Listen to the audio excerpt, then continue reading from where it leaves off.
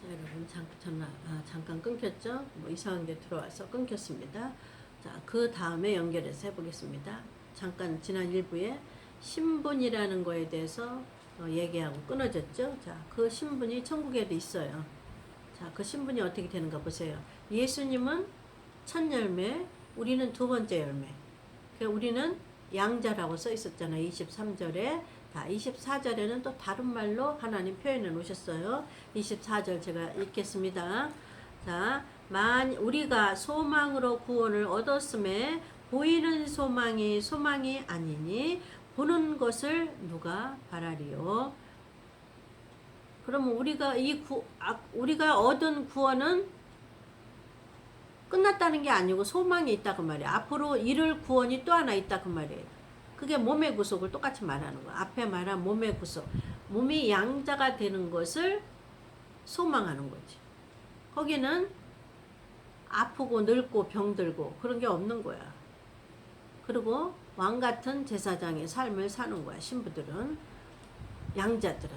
자, 그 밑에 그 소망으로 구원을 얻었다는 거는 우리가 몸의 구속 받을 것을 생각한다 그 말이에요. 소망한다 그 말이지.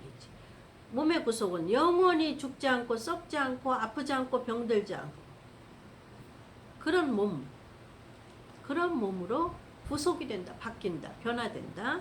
자, 25절. 만일 우리가 보지 못하는 것을 바라면 참음으로 기다릴지니라. 우리가 이제 육신의 구속을, 몸의 구속을 기다리잖아요. 재림 때 참음으로 기다리라 그 말이에요.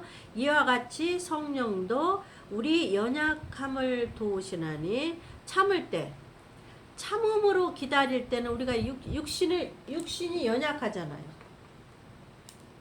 날마다 참아져요? 날마다 믿음이 좋아요? 날마다 성령이 충만해요? 그게 아니거든요. 성령이 함께 하시면 새 힘이 나고 새 능력을 주시지만 날마다 성령 충만한 게 아니거든요. 내가 함께 같이 따라가야 될 때도 있거든요. 내가 힘쓰고 노력해야 될 때도 있거든요. 이해 가시죠? 그때 우리의 연약함을 누가 도와줘요? 오순절 성령이 도와준다 그 말이에요. 이 성령은 육체에 받아야 된다고 그랬어요. 육체가 연약할 때 도와준다 그 말이에요. 오순절 성령이. 이해 가셨죠? 우리가 마땅히 빌 바를 알지 못하나 오직 성령이 말할 수 없는 탄식으로 우리를 위하여 친히 간구하시느니라. 기도도 해주신다 그 말이에요. 마음을 감찰하시는 일은 27절. 마음을 감찰하시는 이가 성령의 생각을 아시나니 이는 성령이 하나님의 뜻대로. 이해가셨죠? 이 성령은 하나님의 성령이라고 그러고 예수의 그리스도의 영이라고도 해요. 그래서 하나님의 성령은 하나님의 속을 아는 거야. 하나님의 깊은 뜻을 아는 거야.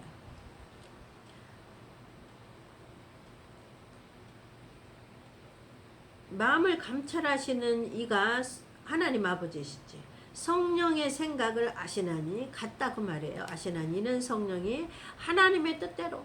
마음을 감찰하시는 이가 하나님이고 하나님의 뜻대로 서로 상호작용해서 성령이 아시니까 성도를 기도해 준다 그 말이에요. 하나님이 원하신 대로 이 성도의 이 목사에 대해서 기도해 주는 거예요. 언제까지? 몸이 구속을 받을 때까지. 육체는 연약하거든요. 힘들고 병들고 아프고 그러잖아요. 아무리 성령 충만한 목사라도 나이 먹으면 힘들고 병들고 아프잖아요. 날마다 이팔청춘 아니잖아요. 그리고 믿음이 날마다 성령 충만한 게 아니에요. 우리가 믿음이 떨어질만 하면 성령이 또 기도해 주시고 우리가 낙심하고 좌절할 만하면 또 기도해 주시고 왜냐하면 예수님이 더디 오니까 육체가 힘드는 거야. 이해 가셨죠? 우리가 알거니와 하나님을 사랑하는 자 곧 그 뜻대로 28절 우리가 알거니와 이렇게 아까 무슨 얘기하다가 저기 일부에서 끝났냐면 우리가 양자 될 걸 몸의 구속을 기다리느라 하고 그 양자 되는 단계 그러면 양자가 아닌 사람도 있을 거 아니야.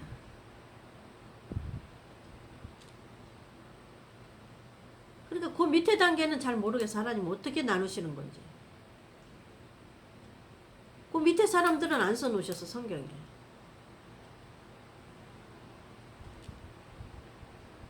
마음을 여기 우리가 알거니와 하나님을 사랑하는 자 곧 그 뜻대로 부르심을 입은 자들에게는 모든 것이 합력하여 선을 이루느니라. 하나님이 미리 아신 자들로 또하니까 하나님께서 이제 계획을 했죠.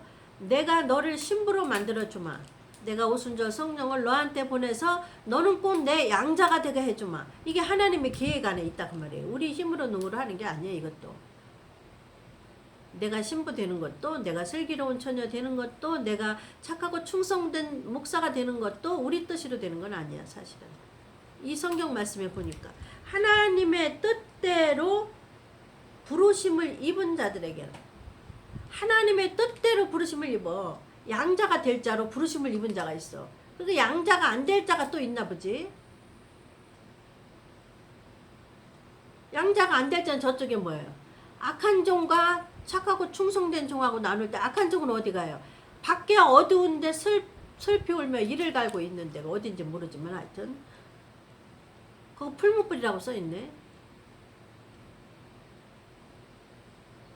그러니까는 몸의 구속이 보통 어려운 게 아니라는 거지. 이 몸의 구속받는 단계가. 그래도 우리는 성령만 의지하고 있으면 되라고 또 써놓으셨어. 마태복음 25장에.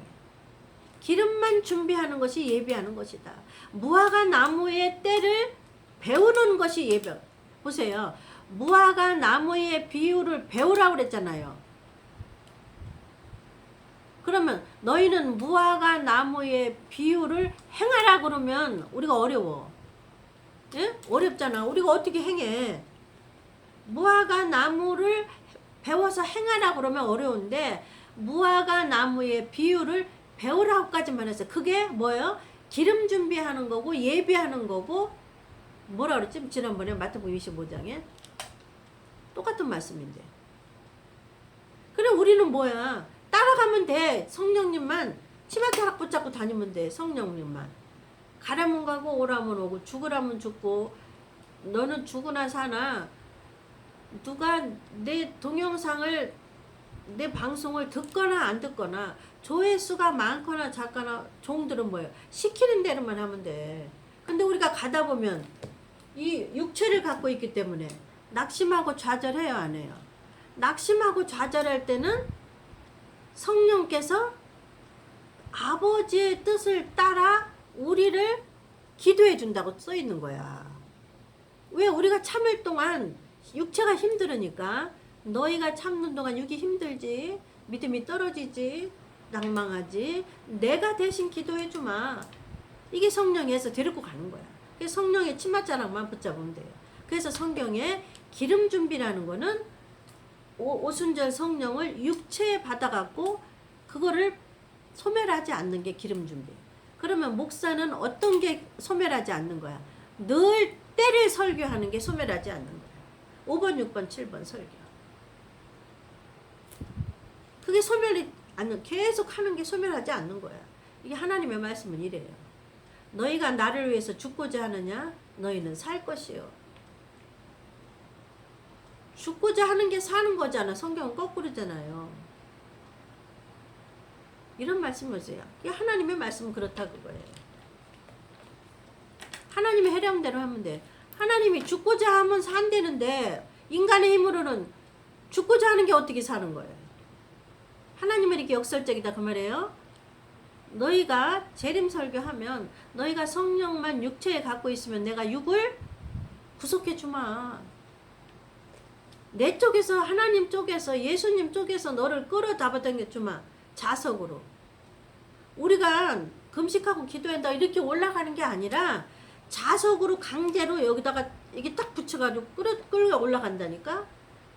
그런 비유가 딱 맞아요. 자석이 아버지 쪽에 있는 거야. 우리 쪽에서는 안 돼. 금식해도 안 되고 철야해도 안 돼. 그렇다고 몸이 구원 못 받아. 자석이 하나님께서 여기다 딱 붙여야 돼. 그래서 딱 올라가는 거야. 그게 언제? 재림 때.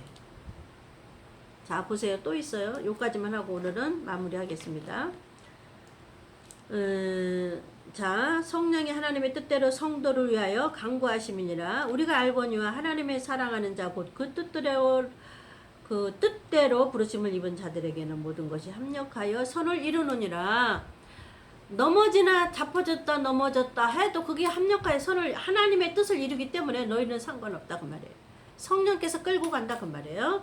자, 하나님이 미리 아신 자들로 이렇게 했죠. 여기까지 해.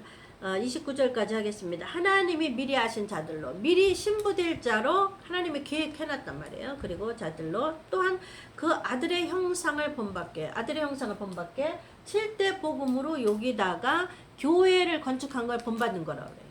똑같은 말은 하나님은 이렇게 배배 꼰다 그랬죠. 7가지 복음으로 요 심령에다가 교회를 성전을 지은 자를 아들의 형상을 본받은 자, 아들의 형상을 본받게 하기 위하여 미리 정하셨으니 하나님께서 신부 될 자를 미리 정하셨으니 몸을 구속시킬 자를 미리 정하셨으니 몸을 구원시킨 자를 의인 중에서 악인을 골라내고 의인을 데려갈 거를 미리 정하셨다고 말해요. 정하셨으니 다른 말로 말하면 의인 중에서 악인과 의인을 하나님은 미리 나눠 놓으셨다고 말해요. 의인 중에서 예수 믿는 사람 중에서 양과 염소를 미리 나눠놨다고 말이에요. 목사 중에서 악한 종과 충성된 종으로 하나님은 미리 나눠놓으셨다고 말이에요. 이해가셨죠? 그러니까 우리한테는 주권이 없어요. 내가 의로워서 충성된 종이 됐어. 내가 잘나서 충성된 종이 됐어. 아니에요. 하나님 편에서 정해놨어요. 결정해놨어요. 재림설교 할 종으로 하나님께서 결정을 지어놨어요.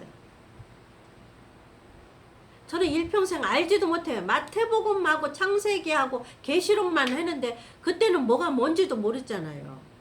집사 시절에는.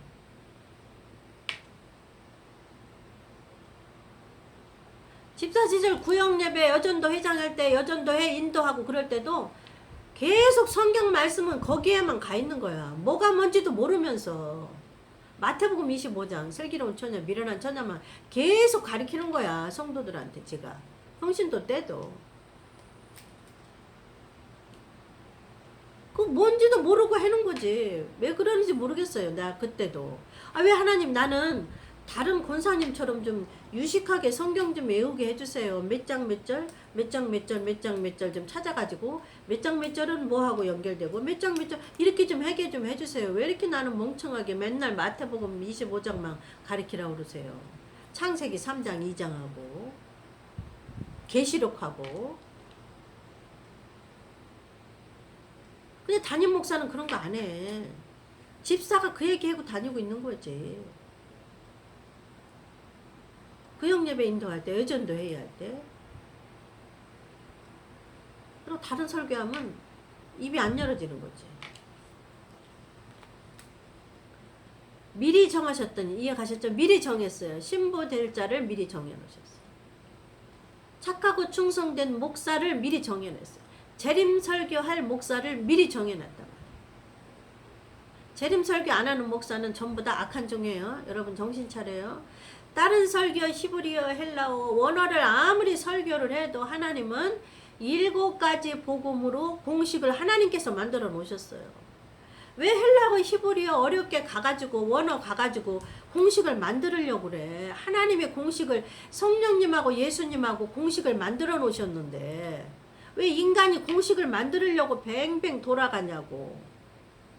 그 말은 우리가 수학을 풀려면 우리보다 먼저 앞선 시대의 사람이 수도 없이 연구를 하고 공부를 해서 공식을 만들어 놨어요? 안 만들어 놨어요? 만들어 놨어요. 그 공식대로 대입만 하면 수학은 풀리는 거야. 금방 풀리는 거야.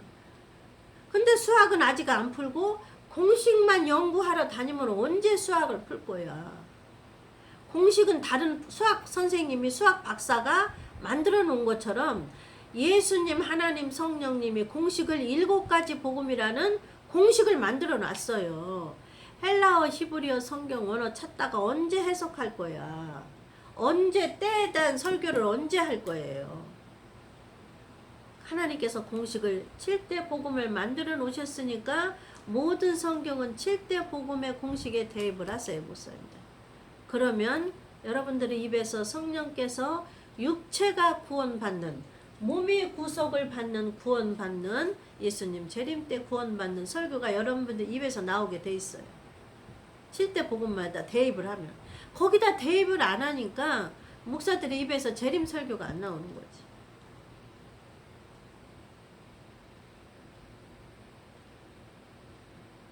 이해가셨죠? 자, 그 다음에 이는 그로 많은 형제 중에서, 아까 그 양자하고 똑같은 소리예요. 아까 몸의 구속을 기다린다, 양자 될 거를 기다린다, 몸의 구속을 기다린다. 그 말은 몸의 구속 받는 자가, 이 몸의 구속의 현상은 언제 일어나요? 예수님 공중 재림을 몸의 구속이라고 그런다. 공중에 올라가지 못한 자는 몸의 구속받지 못한 자다. 땅에다가 심판받는 자다. 이걸 하나님은 미리 창세 전에 정해 놓으셨다. 결정해 놓았다.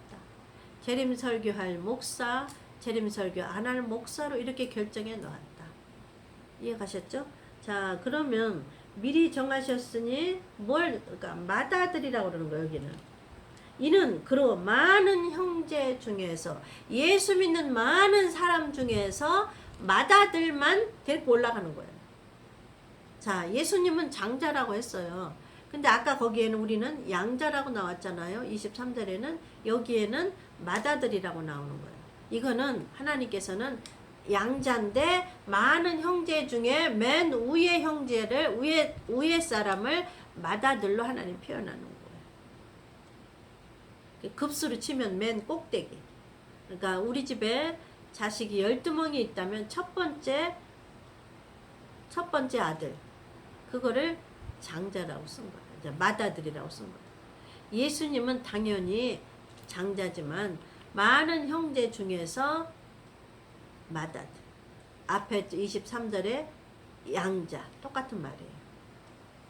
이해가셨죠? 그래서 신부들은 맏아들이 되고, 왜 맏아들이라고 그러냐면 맏아들에는 유산이 많아요.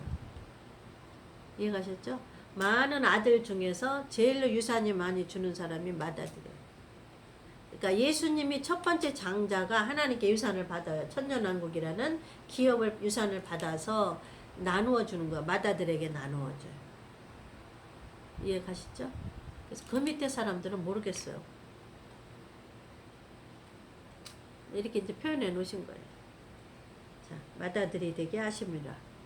여기까지 하겠습니다.